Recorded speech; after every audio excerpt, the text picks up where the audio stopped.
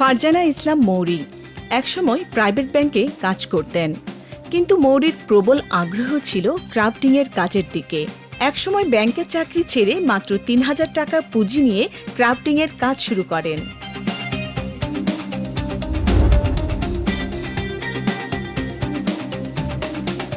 ঘর সাজানোর নানান জিনিস, যেমন বাঁশ-বেতের ঘর, নৌকা, মেটেলের গাড়ি, সিএনজি, সিরামিকের মগের উপর নকশা করা নান্দনিক ফুল, লতাপাতা, পাখি, এর সবই আছে ক্রাফটি মেশনে।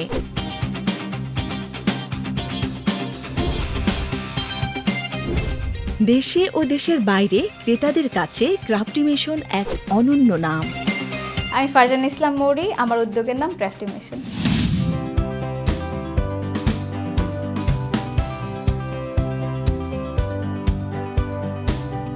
নারী উদ্যোক্তাদের গল্প নিয়ে দাঁড়ায় নিজের পায়ে।